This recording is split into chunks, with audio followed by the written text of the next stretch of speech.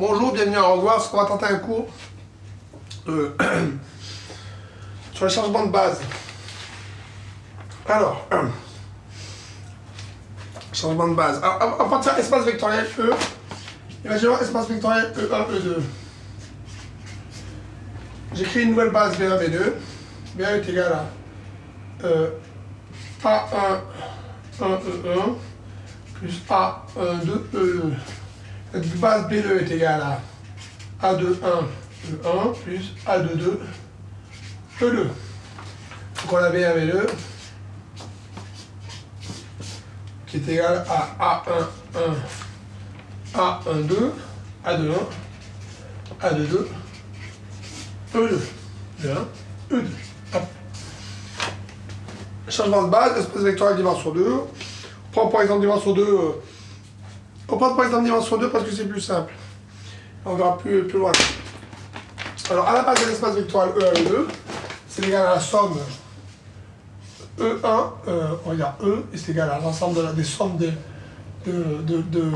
lambda I puissance lambda I EI. Donc en l'occurrence, on va dire c'est égal à lambda 1 E1 plus lambda 2 E2. C'est l'ensemble de ces sommes-là. EI appartenant à Z, non, à K justement. K qui est égal à R ou C. En fonction des espaces qu'on a. Et nous, c'est pas vraiment ça. Déjà quand on part l'ensemble des trucs comme ça, on considère que les lambda I, qu'on choisit, lambda 1, lambda 2, on va considérer que c'est des scalaires à la base. Donc on les prend dans R, dans C. D'accord, un espace vectoriel, on va lui associer, toujours on lui associe un R2 par exemple. Donc on va prendre, à la fin on prend un truc comme ça, là, et là on prend un nombre ici, un nombre là, on aura deux nombres et ça sera dans R les deux. Et ce ne sera pas dans l'espace vectoriel, E1, E2, ça sera toujours dans R. Sauf que les deux nombres dans R, on va leur affecter, R1 fois E1 et R2 fois E2. Mais on va quand même prendre deux nombres dans R. Et bien nous, on va faire pareil, sauf qu'on va prendre deux nombres dans Z. Et on peut faire pareil ici dans l'espace vectoriel. On peut prendre l'ensemble des sommes de lambda I, EI. EI appartenant à Z. La seule différence qu'on aura, c'est qu'on aura plein d'espace vectoriel. Parce que quand on fait ça, on n'a pas tous les nombres. Je ne crois pas qu'on ait... il faut que ce soit un corps ici pour l'espace vectoriel. Et Z, c'est pas un corps. On définit autre chose, ça nous fait autre chose. Alors sur ces ensembles qu'on va prendre, donc l'ensemble des sommes de lambda I, EI, lambda I appartenant à Z, nous on fait pareil, sauf qu'on prend après le produit de exponence de E, le I est en bas, de EI puissance lambda I, lambda I appartenant à Z. On définit ça. Donc, en fait, quand on part de la même manière que on prenait notre R2, on prend deux nombres, on en prend un ici, un là, dans R2. On peut définir l'ensemble des produits de EI puissance RI appartenant à R. On peut faire pareil après dans Z. Si on définit d'abord prévalence que sont les EI. Nous, les EI, donc ce que l'on fait, nous, dans notre pyramide, c'est qu'on fait pareil, on va faire dans l'ensemble des produits de EI, lambda I appartenant à Z. Donc les lambda I appartiennent à Z, et les EI, ce coup-ci, c'est eux qui appartiennent à R. Alors, en première instance, EI, ils appartiennent à R, plus grand que 1. Première instance, je dis, parce qu'après, plus tard, s'ils font après toutes ces conneries, on verra bien. Mais peut-être qu'ils appartiendront à C ou ailleurs, parce qu'après, on va essayer d'étendre un petit peu le périmètre, quoi. On va étendre le domaine de la lutte là-dessus. Mais pour l'instant, on va dire qu'ils appartiennent à R. R, mais plus grand que 1. Alors pourquoi plus grand que 1, vous allez me dire? C'est très important, parce que quand on cherche une exponentiation, nous, dans notre pyramide, ce que l'on cherche, c'est un truc comme qui a un ordre. Que ça définisse des éléments tous différents, et tous plus grands, plus petits, que ça grandisse, que ça baisse. Le problème de E, c'est que tu le multiplies par lui-même, il ne bouge pas. Donc ça ne nous intéressera pas. Et de toute façon, 1 est toujours défini par EI puissance 0. EI puissance 0 égale 1. Et à partir du moment où on prendrait 1, on aurait un problème de liaison directe, immédiat, ça poserait un problème. Donc nos ensembles EI, on appelle l'ensemble de bases premières, les bases premières, donc on va les définir dans R, plus grand que 1. On pourrait prendre inférieur à 1, mais ça pose aussi un problème de définition. Autant prendre plus grand que 1. Si à un moment donné on trouve des bases qui sont inférieures à 1, bon, les inverses, on retrouve sur plus grand que 1. Ça peut toujours se trouver dans les calculs. Donc on va partir donc des bases. Donc après les lambda x appartiennent à z. Alors un changement de base comme ça là, ça veut dire que si je me mets dans mon espace vectoriel classique, un truc comme ça veut dire que le changement de base, le B1 je le mets là, le B2 je le mets là, et en gros je tourne les trucs et j'ai une nouvelle base. Je tourne les trucs par dans le principe que le 0 reste 0, sinon ça serait un espace affine qu'on obtiendrait, le 0 reste 0, le truc qui passe là, le truc qui passe là, et à la fin on obtiendra un truc qui est à peu près similaire, qui sera légèrement différent quand même. Et pour l'espace vectoriel, à partir du moment où c'est R, c'est bon, hein, nous c'est dans Z, ça va être plus compliqué. Et il y a un autre point à vérifier, bon, dans l'espace vectoriel, ce qui fait que la nouvelle base, elle définit le même espace, c'est la notion de dimension, de liberté, tout ça, de rendre la matrice, là c'est en dimension 2, mais en dimension n, le rendre, tout ça. Et il faut éviter que le deuxième vecteur finisse ici.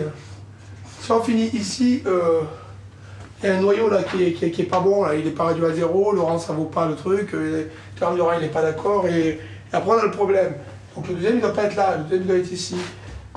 En dimension 2, mais en dimension 1 c'est pareil, ils ne doivent pas retomber en hyperplan ou encore un truc en dessous. Ça doit garder le même dimensionnement. Donc la matrice elle doit être de rang nul, de rang n, de ker nul, le truc est. Ça c'est pour les matrices, ok. Et pour notre truc en Z, est-ce que c'est vraiment pareil? On pourrait dire oui, plus ou moins, quand même. Mais qu'est-ce que c'est qu'on définit vraiment? Alors on va partir sur les calculs.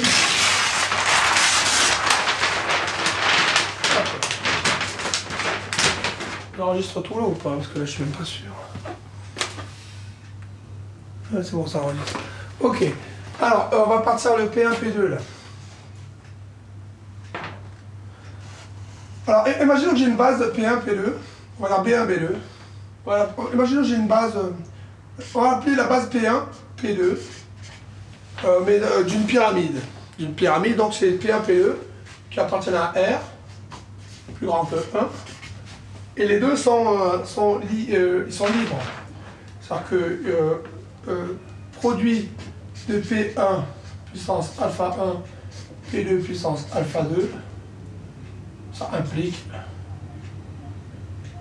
produit de P2 égale 1. Ça implique alpha 1 et alpha 2 égale 0. Est-ce que c'est vraiment ça qu'on avait gardé comme définition de liberté, les pyramides? C'est à peu près ça. Un espace vectoriel, si j'avais ça, un espace vectoriel, ça donnerait, on va dire, ça donnerait un truc étrange quand même. Parce que le alpha 1, alpha 2, il appartient à Z ici. Après, nos alpha I ici, ils appartiendront à Z.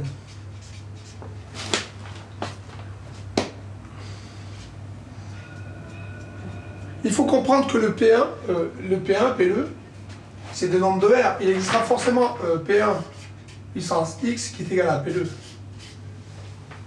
Il existera toujours un X tel que P1 puissance X égale P2. Donc dans notre espace vectoriel, si on prend un espace vectoriel, ça va définir R. Hein. Ça ne va pas définir R2. Donc là, on aurait tout de suite une liaison. Hein. Alors que nous, là, on dit qu'il n'y en aura pas. C'est le point qui est important à voir. Parce que X, le X, si on cherche le tel X, c'est que X est égal à ln de P2 sur ln de P1. C'est le X, c'est ce X là qu'on cherche ici, qui existe si ln de P1 est non nul, mais ln de P1 est non nul parce que P1 est plus grand que 1. Donc ce X qui donne la liaison à l'espace vectoriel, l'espace vectoriel R, parce que R est un espace vectoriel. P1, on a une liaison P1 puissance X. Donc avec P1, P2 et les exponentiations dans R, on va définir seulement un espace vectoriel de dimension 1. Ce sera tout le temps le même, ça ne va pas sortir. Et nous, pourtant, on dit ici, c'est assez étrange, là on dit, là ils sont libres comme ça. Ils sont libres parce que alpha 1, alpha 2, ils appartiennent à Z. Donc alpha 1, alpha 2 égale 1, ça implique alpha 1 et alpha 2 égale 0. Pourquoi? Imaginons le produit de P1 et P2, alors là je mets le produit, mais on le met ici. Et imaginons qu'il existe P alpha 1 et alpha 2 tel qu'un P, ça veut dire P1 plus alpha 1 est égal à P2 puissance point alpha 2. C'est donc premier, P1, P2 appartenant à R plus grand que... Alors, je veux dire, ça c'est par définition, alors on ne va pas démontrer une définition, j'ai choisi deux nombres P1 et P2, que je définis comme premier, premier étant défini par le fait qu'ils sont libres, et donc... mais pour comprendre d'où sort cette définition, il faut repasser à la base, sur quoi je me base, sur les nombres premiers à la base, nombres naturels. Si je prends deux nombres premiers et que j'écris P1 puissance alpha 1, P2 puissance alpha 2, imaginons 3 puissance alpha 1 égale 5 puissance alpha 2, vous serez d'accord. Ça, pour que ça existe, il faut que ça soit 0 et ça soit 0. Il faut que ça donne 1. 1 égale 1. Sinon, ça ne marchera pas.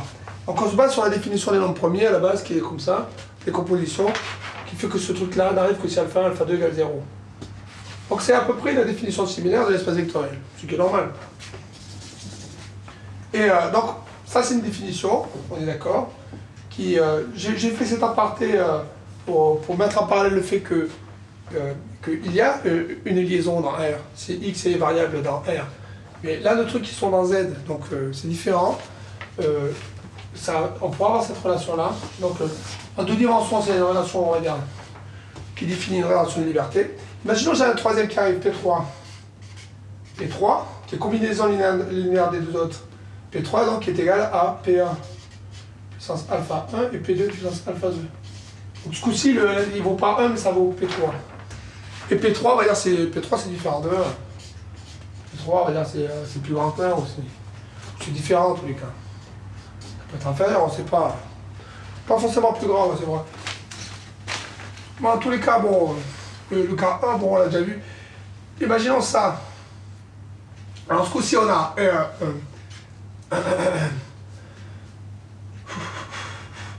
on a alpha 1 P1, non. Alpha 1 ln de P1 plus alpha 2 ln de P2 est égal à ln de P3. Donc on aurait alpha 1 ln de P1 sur P3 plus alpha 2 ln de P2 sur ln de P3 et donc égal à 1.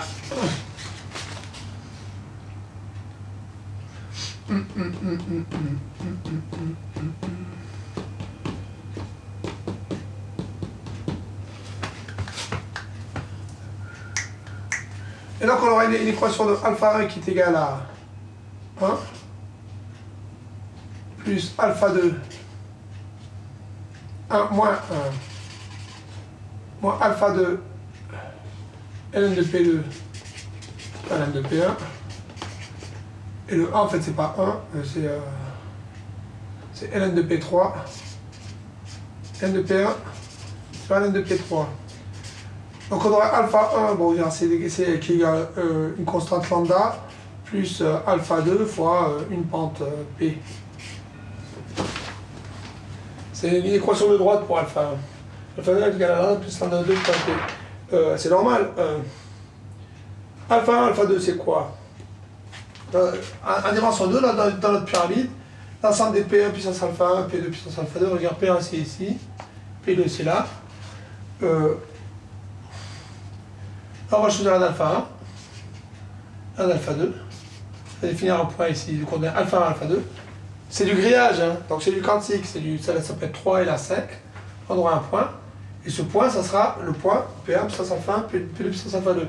Ce point, après, ça va définir une droite. Tous les points de même valeur, et sur cette droite, qui est définie comme ça, tous les points de cette droite auront exactement la même valeur. C'est valable pour la droite, mais en hyperplan, c'est les mêmes équations. Là où il doit y en avoir deux, vous en aurez n des équations de pente. Mais ça sera pareil. Et on aura, tous les points auront la même valeur. C'est comme dans Heisenberg, c'est pareil.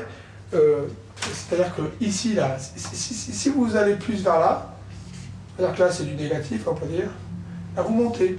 Plus vous irez vers là, plus vous montez. Par contre, plus vous irez fort là-bas, plus ça redescendra. Il faut comprendre que là ça tend vers 0, là ça tend vers 0, quand on va vers le bas ça va vers 0, quand on monte ça va vers l'infini. Donc plus d'un côté ça monte vers l'infini, plus de l'autre côté ça va vers 0. C'est une corrélation, c'est une droite. Et c'est vraiment Heisenberg.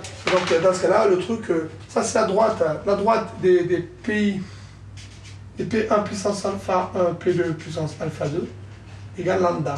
On peut mettre H si on veut.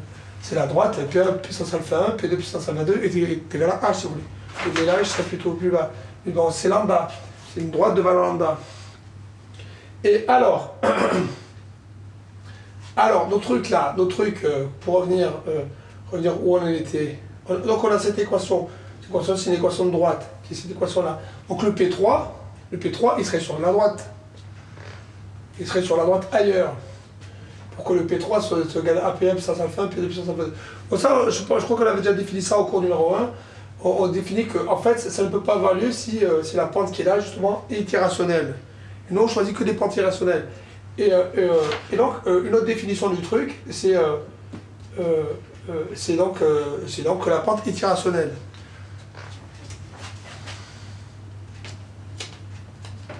C'est juste pour rappeler. Hein. Maintenant, ce qu'on a déterminé, c'est ne pas faire une réduction de là-dessus. Juste pour rappeler un truc, rappeler ça.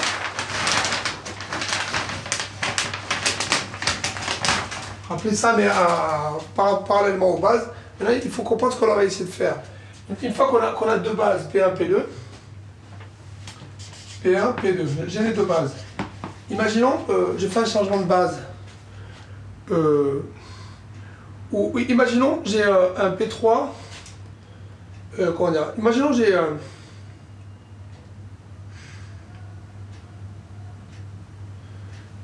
imaginons que j'ai trois bases, P1, P2, P3. P1, P2, P3. Sauf que c'est une base liée. Elle est liée. Alors qu'il y a une relation de liaison. Dans la relation de liaison, on va dire qu'il existera un truc tel que P1 puissance alpha 1, P2 puissance alpha 2, P3 puissance alpha 3 égale 1. Et les alpha 1, pas tous dans nul, c'est-à-dire alpha i et alpha i, pas tous dans nul. Pas tous dans nul.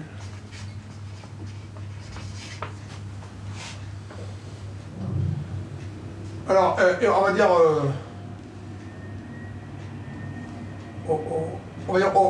disons que alpha est non nul, au minimum, hein. Il y en a un, pour considérer que c'est le premier, hein. C'est pas le premier, c'est l'inversion. On va dire, supposons alpha est différent de 0, on a P1 puissance alpha 1 qui est égal à P2 puissance moins alpha 2, et P3 puissance moins alpha 3, par exemple.